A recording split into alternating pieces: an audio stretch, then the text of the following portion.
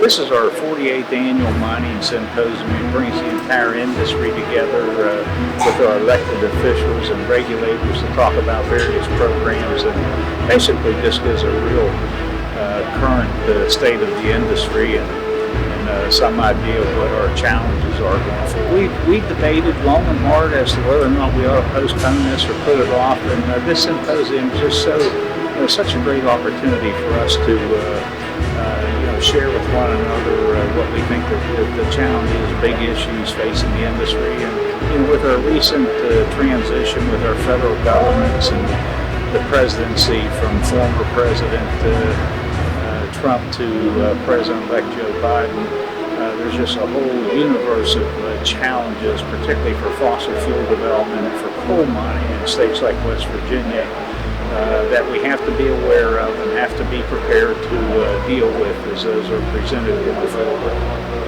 Well, they really have backed off coal mining and coal consumption to the point where we are getting real dangerously close to having brownouts and because of the influx of renewables and all the assistance and incentives that renewables are getting.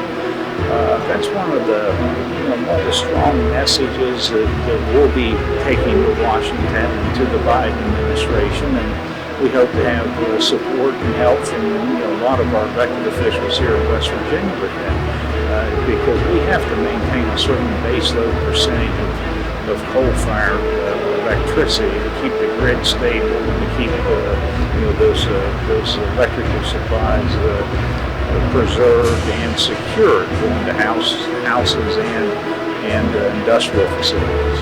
We've lost a lot of markets outside of West Virginia.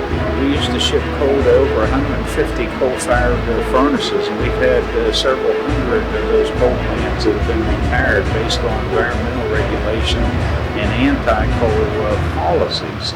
So we think it's incumbent that we maintain the current level of coal consumption as a state that we have for the past several years. And that's about 25 million tons of annual coal production. And what we're going to be asking of our, we have a great core of elected officials. Shelley Moore Capito, U.S. Senator Joe Manchin on coal and energy issues, Governor Justice, our complete core of congressional representatives from David McKinley to Carol Miller down in the 3rd District. But we're going to have to do more.